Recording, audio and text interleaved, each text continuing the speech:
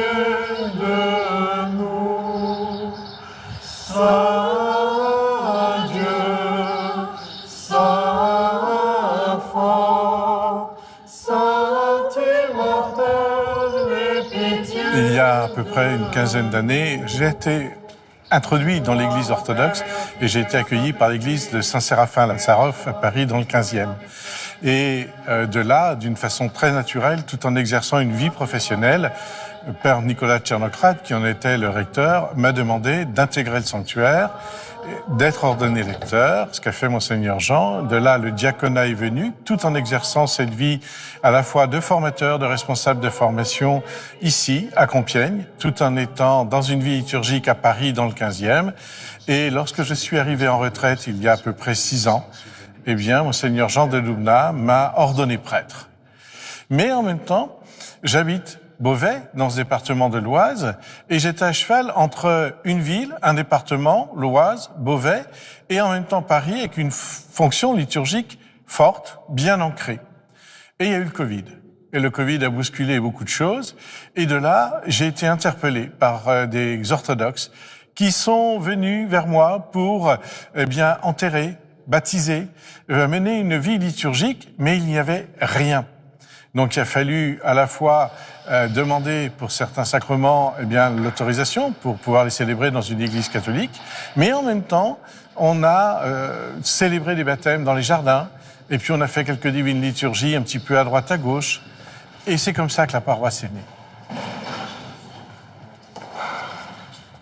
Seigneur, aie pitié, Seigneur, aie pitié, Seigneur, aie pitié, Seigneur, aie pitié, Seigneur, aie pitié, Seigneur, aie pitié, Seigneur, aie pitié, Seigneur, aie pitié, Seigneur, aie pitié, Seigneur, aie pitié, Seigneur, aie pitié, Seigneur, aie pitié. Seigneur, aie pitié, Seigneur, aie pitié, Seigneur, aie pitié, Seigneur, aie pitié, Seigneur, aie pitié, Seigneur, aie pitié, Seigneur, aie pitié, Seigneur, aie pitié, Seigneur, aie pitié, Seigneur, aie pitié, Seigneur, aie pitié, Seigneur, aie pitié, Seigneur, aie pitié, Seigneur, aie pitié, Seigneur, aie pitié, Seigneur, aie pitié.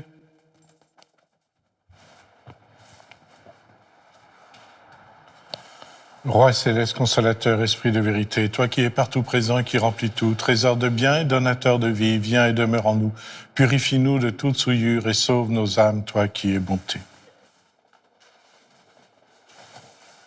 On a véritablement à la fois cheminé et prié ensemble pour trouver un lieu, pour pouvoir célébrer et en même temps asseoir cette communauté naissante. Alors, on s'est tourné, comme beaucoup, vers l'Église catholique, voir s'il n'y avait pas des lieux qui étaient disponibles, et ça s'est pas fait. Alors, on s'est tourné vers les maires des communes, vers les maires des arrondissements, et on pourrait dire, par la grâce de Dieu, la municipalité de Compiègne nous a confié ce lieu qui s'inscrit dans une grande tradition. Une tradition qui est chère à la fois aux Compiègnois, parce que nous sommes à Compiègne, et donc ce lieu est marqué dans la ville. Il est inscrit dans la mémoire des gens de Compiègne. Et donc c'est pour ça que je crains pas de dire que ce lieu nous est confié. Nous en sommes le dépositaire. Nous sommes chez nous sans être chez nous, puisque ce lieu appartient à l'histoire et cette histoire nous dépasse.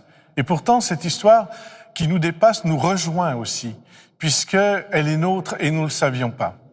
Elle est nôtre pourquoi? Parce que nous sommes dans une ville qui a été marquée par des martyrs chrétiens, puisque Jeanne d'Arc a été faite prisonnière à Compiègne lorsqu'elle a voulu conquérir Paris, parce que c'est ici qu'elle a reçu la flèche dans la cuisse, c'est ici que le duc de Bourgogne, Philippe le Bon, l'a vendu aux Anglais, pour pouvoir ensuite terminer à Rouen sur le bûcher. Le phare de ces martyrs, c'est effectivement les 16 carmélites de Compiègne. 16 carmélites de Compiègne qui, lors de la Révolution française, ont fait vœu et don de leur vie pour que cesse le régime de la terreur. Et elles sont mortes guillotinées à Paris, donc pour cela, pour l'expression de leur foi. Et puis nous avons aussi le tsar, Nicolas II, et toute sa famille qui est passée à Compiègne, qui a résidé à Compiègne. Et Compiègne lui doit beaucoup, puisque Compiègne était restaurée grâce à la visite du tsar. Et ça aussi, c'est une famille qui a été martyrisée, qui a été canonisée par l'Église orthodoxe russe pour aussi une expression de foi. Et nous avons aussi comme autre martyr Mère Marie Skobtsov, qui, bien entendu, a été internée au camp de concentration de Royalieu, qui est à 800 mètres d'ici. Cette sainte russe, complètement atypique, mais qui est aussi une des saintes protectrices de notre paroisse, eh bien, se retrouve sur Compiègne.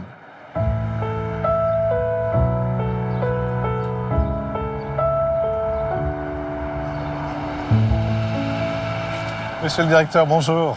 Bonjour mon père. Merci de nous accueillir, pour Bienvenue. nous présenter le mémorial et en même temps nous expliquer comment a été internée notre sainte, Mère Marie Skobtsov.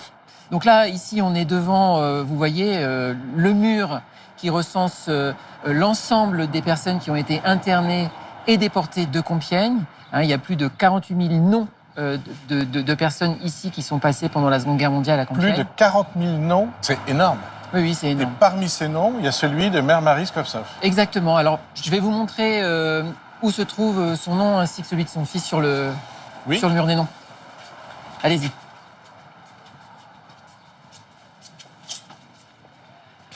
Alors, si on cherche Skobtsov, voilà. Donc ici, vous avez Elisabeth Skobtsov et son fils, Georges Skobtsov. Qui sont là. Ici. Et qui sont inscrits. Qui sont inscrits sur le mur des noms. Donc, ils sont bien passés par Compiègne. Oui, oui.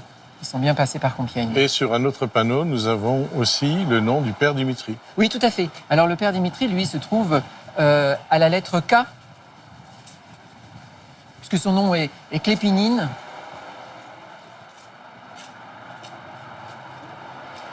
Alors, Klépinine, ici, voilà, Dimitri Klépinine, mort ici, né en 1904. Et Dimitri Klépinine, c'est un prêtre. C'est un prêtre. D'accord. Prêtre orthodoxe qui officiait rue de Lourmel dans la chapelle de Mère Marie. D'accord, d'accord. Mais bon... Et qui avec elle, a fait les faux certificats de baptême pour les Juifs, pour qu'ils puissent partir. Alors donc, c'est ici que Mère Marie, Père Dimitri, c'est le fils de Mère Marie, Yuri, ont été internés. Oui, là, vous voyez, vous êtes devant les 3 pavillons militaires qui ont été conservés du camp d'origine. Vous aviez 24 pavillons militaires et à l'inauguration du mémorial, il y a 14 ans, la ville n'en a conservé que 3 bâtiments qui ont été aménagés pour y installer le mémorial qu'on va voir là tout de suite. Donc c'était déjà un camp qui était institué, installé, avant que Mère Marie ou les autres déportés soient mis dans ce camp.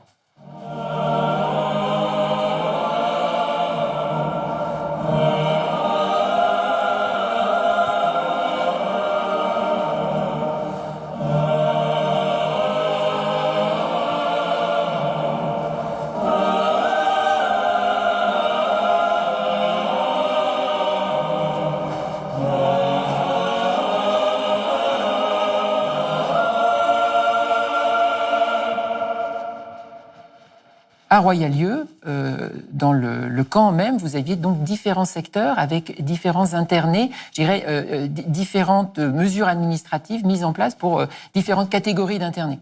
Donc le secteur A, comme je viens de vous le dire, c'était pour les opposants politiques, hein, les gens qui étaient identifiés comme dangereux, comme on l'a vu la figure de Mère Marie. Mais vous aviez aussi un autre secteur, qui était le secteur B. Dès la création du camp, donc en juin 41, on ouvre ce secteur pour y interner les personnes de nationalité russe, puisque au moment du plan Barbarossa, au moment où l'Allemagne se retourne contre l'Union soviétique, toutes les personnes qui sont de nationalité russe, notamment, enfin majoritairement concentrées à Paris, hein, sont arrêtées par mesure de précaution, puisque l'Allemagne pouvait imaginer que certaines personnes pouvaient apparaître comme des espions, par exemple, mais aussi comme mesure d'échange envers des Allemands qui pourraient subir le même sort en Union soviétique. Vous voyez ? Donc, l'Allemagne avait ici des personnes russes et donc orthodoxes qui ont été internées pendant plusieurs mois. Hein. On estime qu'elles ont été gardées ici prisonnières pendant, je dirais, une bonne année, hein, au moins. Vous avez donc cette communauté russe qui s'est installée, qui s'est retrouvée finalement, puisque la communauté des émigrés russes est une petite communauté à Paris. Les gens se connaissaient un peu, donc se sont retrouvés ici. Et on recréé une vie à l'intérieur du camp. du camp. Donc, on a quelques témoignages, on a peu de témoignages, mais on a quand même quelques témoignages de cette vie ici, au secteur B du camp de Compiègne. Donc, je vais vous montrer quelques dessins. Alors, vous voyez, ça, c'est une vue à l'extérieur du camp B. Donc, vous voyez, là, vous avez un mirador avec les bâtiments où étaient internés les Russes. Le bâtiment, le mirador, là, c'est un lavoir, un lavoir où les gens se lavaient. Vous voyez, là, on a une autre vue. Donc, ça, c'est le bout de cette partie du secteur B. Et là, on est, vous voyez, dans les bâtiments C, qui est le secteur qui est consacré à l'internement juif de Compiègne. Donc, vous voyez, vous aviez des... D'où cette séparation D'où cette séparation, voilà, cette séparation. Donc là, vous voyez, vous avez encore une vue de tous les internés qui sont le long des bâtiments. Cette vie a recréé une petite communauté interne entre eux. Et évidemment, ils ont recréé une vie religieuse. Et c'est ce que je voulais vous dire, c'est que dans un des bâtiments, très vite, ils ont installé une chapelle orthodoxe, avec une icônostase qui a été installée à ce moment-là et dont on a des vues. Alors, c'est pas celle-là, vous voyez. Là, c'est un dessin de Morozov qui montre la chapelle orthodoxe installée dans un des pavillons militaires. Ce qui est complètement extraordinaire. Oui. Complètement extraordinaire. À la fois qu'ils aient eu cette liberté de pouvoir reconstituer une chapelle et en même temps de pouvoir continuer à pratiquer. Exactement. Le culte orthodoxe. Tout à fait. On a quelques témoignages qui expliquent comment cette chapelle a été conçue. Alors assez vite, quelques semaines après leur arrivée ici, il y avait dans cette communauté des artistes, des peintres, des menuisiers. Donc ils ont récupéré des morceaux de bois et se sont mis à la tâche pour pouvoir créer cette chapelle. Donc là, on a deux vues. Ça, c'est un dessin. Ça, c'est une photo. Une photo de cette chapelle qui a été installée ici. Et il ne reste plus rien de cette chapelle. Alors non, il ne reste plus rien. Là, on a une autre vue d'une autre chapelle. Alors, on ne sait pas très bien si c'est celle qui a remplacé la première ou elle avait été installée à un autre endroit. Voilà, c'est ce que je voulais vous montrer. Parce que c'est important. Il y avait cette chapelle orthodoxe qui avait été installée, mais il y avait d'autres lieux de culte. Il y avait une chapelle catholique également qui avait été installée dans un autre pavillon militaire, puisqu'il y avait d'autres internés dans cette partie-là du camp. Ce qui montre que ces photographies montrent que chaque communauté a recréé son espace de vie dans ce camp. Exactement, oui. D'où l'expression de la vie religieuse. Il y avait à la fois l'expression humaine et la vie religieuse. Tout à fait. Tout à fait. Donc ici, dans le secteur B, vous aviez des prêtres qui étaient internés. Alors vous aviez des prêtres comme le prêtre moine qui s'appelait Stéphane, qui était interné ici. Vous aviez aussi le père Constantine qui avait été interné et qui desservait cette chapelle, ou le père Sosim qui était interné ici. Mais vous aviez aussi d'autres prêtres catholiques, protestants, dans d'autres parties des bâtiments qui avaient leur propre chapelle. Enfin, moi, je suis à la fois ému et étonné de savoir, car ça, je ne le savais pas, qu'il y avait eu ce culte orthodoxe, ces célébrations orthodoxes. Donc, on peut imaginer que Père Dimitri a célébré dans cette chapelle. Non, parce que le Père Dimitri Klépinine, lui, il a été arrêté comme quelqu'un de potentiellement dangereux. De par ses activités, je dirais anti-national-socialistes, avec ses activités de résistant, en fait. Et donc lui, il a été interné dans le secteur A. Donc le secteur A, c'est un secteur où les gens étaient déportés, où les gens partaient dans les camps de concentration. Donc lui, il n'est pas allé dans le secteur B. Cette chapelle-là se trouvait dans le secteur B. Voilà, il y avait vraiment une limite, une grande séparation. Une grande séparation. Voilà. Alors justement, puisque vous en parlez, ma collègue a retrouvé dans les archives du mémorial, dans des archives bien particulières. Ce sont des archives qui sont issues d'une infirmière de la Croix-Rouge, de la délégation de la Croix-Rouge de Compiègne. Elle fait l'inventaire, à un moment donné, des religieux qui se trouvent internés, et elle parle, vous voyez, elle parle du père Klépinine. Effectivement, oui. Elle fait la liste des prêtres catholiques, et elle fait la liste du prêtre russe orthodoxe Dimitri Klépinine, et elle dit, vous voyez, qu'il est interné dans le bâtiment A7, dans la chambre 7. Donc le bâtiment, là on est dans le bâtiment A1, Donc vous avez A2, A3, et le bâtiment A7, c'était celui qui était en prologement, qui n'existe plus aujourd'hui, dans la chambre 7. Voilà. Donc on sait où est-ce qu'il a été exactement, où est-ce qu'il était interné ici. C'est extraordinaire. Pour revenir sur la figure de Mère Marie, Mère Marie, elle est venue ici à Compiègne. Elle a été déportée le 28 avril 1943 à partir du camp de Compiègne. Elle a rejoint la gare de Compiègne, mais elle a été internée dans une annexe du camp de Royalieu, qui est le fort de Romainville, qui se trouve en banlieue de Paris, qui était réservé aux femmes. Et au moment où ils ont mis en place ce convoi du 28 avril, elle a été transférée ici avec un peu plus de 200 femmes, quelques jours avant le départ. Donc, très certainement dans la partie du secteur C, qui était l'ancien secteur juif, mais qui avait des bâtiments qui avaient été laissés vacants. Et elle a été déportée depuis la gare de Compiègne. Elle faisait partie d'un convoi mixte, en fait, un convoi d'hommes et de femmes. C'était un convoi où il y avait à peu près 600, 700 hommes qui ont été envoyés au camp de concentration de Sachsenhausen. Et elle a été envoyée à Ravensbrück. Et son fils et le père Dimitri, alors, eux sont restés combien de temps ici? Alors, eux, ils sont restés quasiment toute l'année. Toute l'année. Eux, ils ont été déportés par le convoi du 14 décembre, c'est-à-dire à la fin de l'année. Et eux ont été envoyés au camp de Buchenwald. Alors, il faut bien comprendre que, en fait, ils sont envoyés dans un camp de concentration, mais ils sont envoyés par mesure répressive. Donc, ils arrivent là-bas comme travailleurs esclaves. Donc, on peut dire que Compiègne, entre guillemets, c'était un des derniers havres de paix dans toute cette répression, où il y avait quand même une certaine autonomie, oui, avant d'aller véritablement à la mort. Oui, c'est ça. Compiègne, c'est pas un camp de concentration, c'est un camp de transit, un camp d'attente. C'est la mémoire, en fin de compte. Et la présence orthodoxe a été très importante à Compiègne, et ce, très tôt, on pourrait dire dès le 19e siècle. Et elle a subi, elle aussi, et elle a vécu tout ça dans sa chair. Oui. Les exactions, les déportations, et en même temps la présence. Et maintenant, il y a cette mémoire à la fois qui est très portée par la nation juive, mais en même temps que l'orthodoxie elle-même porte à travers ces martyrs, et ces martyrs sont venus à Compiègne.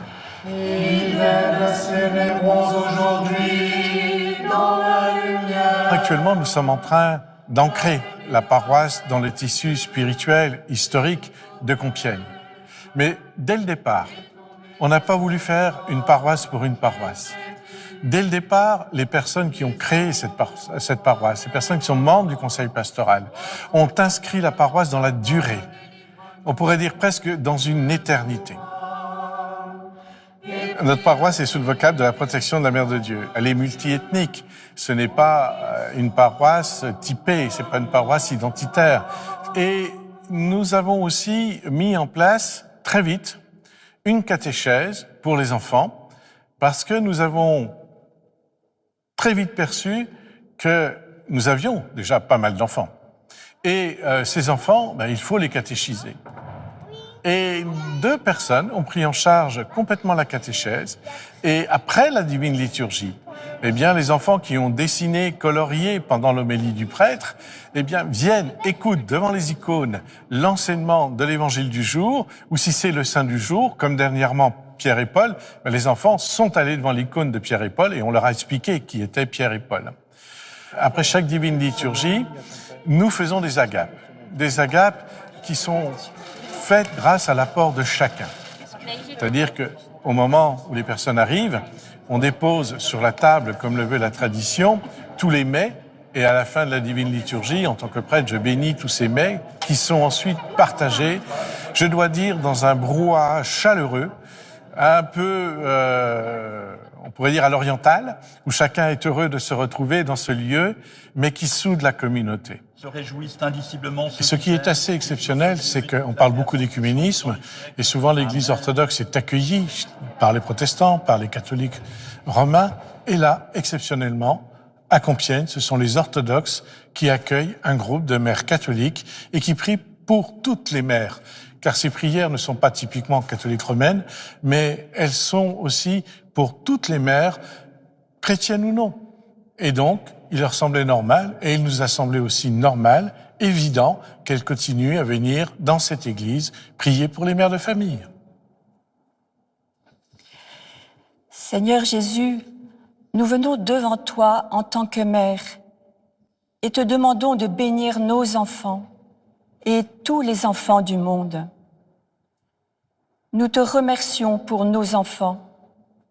Ils sont un don si précieux. Aide-nous, Seigneur, à toujours nous en souvenir, surtout lorsqu'ils ont des difficultés. Ils vivent dans un monde si troublé, un monde qui ne t'accepte pas toujours et se moque parfois d'eux, s'ils reconnaissent qu'ils croient en toi. Seigneur, fortifie-les. Aide-nous à réaliser que tu es toujours auprès de nous. Tu partages nos joies et nos tristesses. Tu ris avec nous. Accorde-nous toutes les grâces dont nous avons besoin pour réaliser tes projets dans nos vies et pour accomplir nos devoirs familiaux. Tu es le Dieu tout-puissant, tu peux tout changer.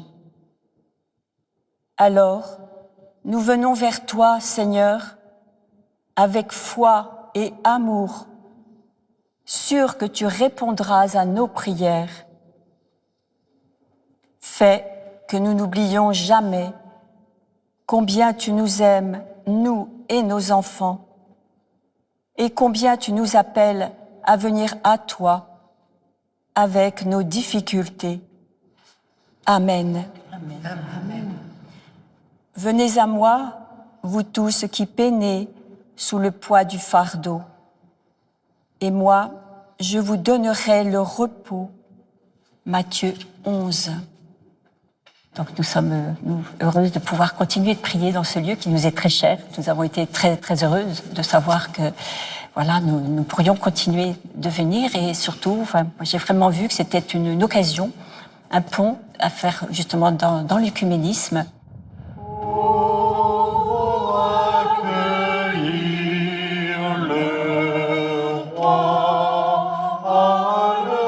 Chaque personne, chaque enfant, chaque âme qui vient ici est une brique, mais c'est aussi un pilier central, solide, qui tient cette maison. C'est pourquoi les icônes que vous voyez le long des murs, eh bien, c'est chaque paroissien qui l'a offert. Chaque paroissien a demandé à son saint protecteur, son saint familial, d'être présent dans cette église. Ainsi, le saint prend le relais de la personne. Le saint transfigure cette brique humaine qui bâtit l'édifice, qui permet à chacun qui vient ici d'avoir un foyer, d'avoir une maison chaleureuse où il est accueilli, non pas pour aller quelque part, mais pour ce qu'il est, afin que Dieu puisse demeurer en lui. J'ai grandi dans une famille catholique. Et puis, au fur et à mesure, j'ai voulu en apprendre sur ma religion. Donc, je me suis documentée et du coup, j'en ai appris davantage. Ensuite, j'ai voulu explorer, entre guillemets, le protestantisme. Donc, je me suis tournée vers le protestantisme, etc. Et après, je me suis dit, pourquoi pas l'orthodoxie. Et au final, j'ai tout de suite compris, dès le début de mes recherches, que c'était là où je devais être et là où Dieu m'avait mis, en fait. Et donc, cette église, c'est une bénédiction pour moi, parce que je m'en souviens avoir prié et lui avoir demandé de me guider dans ce chemin, et que si c'était l'église orthodoxe pour moi, voilà. Et 2 semaines ou 3 semaines plus tard, j'ai entendu parler dans le journal d'une paroisse orthodoxe qui ouvrait. Alors quand j'ai vu ça, c'était sur Internet, j'étais folle de joie, j'avais pleuré, je m'en souviens, parce que c'était vraiment Dieu qui répondait à ma prière. En tout cas, je l'ai senti comme ça. Et de là, j'ai demandé à ma mère qu'elle m'accompagne, et j'ai commencé à venir aux liturgies, etc. J'ai parlé au Père François et il a pu me guider, etc. Et je vais commencer à faire du catéchèse en juillet, là. À l'origine, notre père spirituel est recteur d'une paroisse à Sucy-en-Brie, donc tous les dimanches nous allions à Sucy-en-Brie, paroisse orthodoxe roumaine. Et quand la paroisse est née ici à Compiègne, eh ben, on a quand même été très heureux de pouvoir célébrer le jour du Seigneur ici à Compiègne. Voilà. Même si on était très bien dans la paroisse à Sucy-en-Brie, c'est une très belle paroisse, mais bon, il y a quand même les risques de la route et tout ça, donc c'était très très bienvenu que nous trouvions cette paroisse ici qui nous accueille comme une famille, comme la famille que doit être la paroisse en fait. Même si on était dans une belle famille aussi à Sucy-en-Brie, mais ici c'est vraiment la famille. C'est dans le cadre de mes recherches et en redécouvrant les archives que j'ai pu voir en fait que effectivement le tsar était arrivé en 1901 à Compiègne dans le cadre d'un événement diplomatique pour renouer avec l'amitié franco-russe et qui a dormi juste à quelques mètres d'ici au château de Compiègne.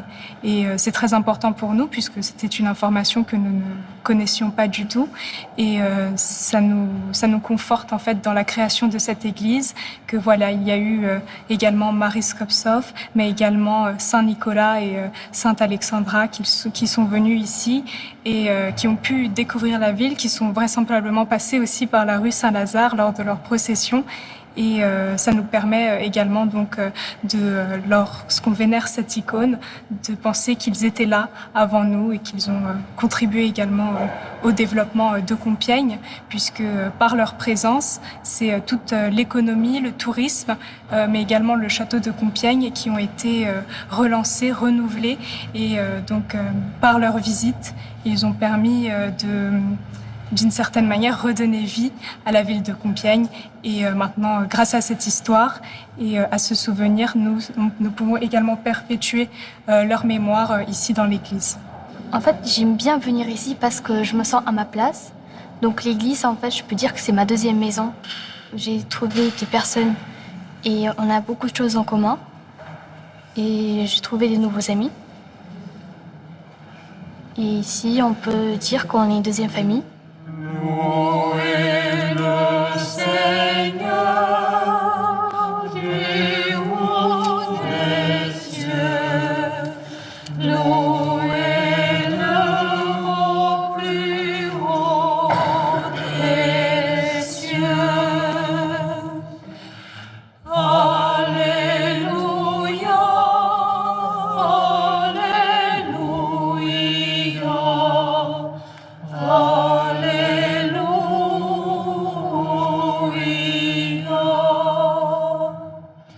Les familles orthodoxes ont fait souche à Compiègne. Il y a des enfants, des adolescents, eux-mêmes font souche, vont faire souche à Compiègne. Et donc cette paroisse va perdurer à travers eux.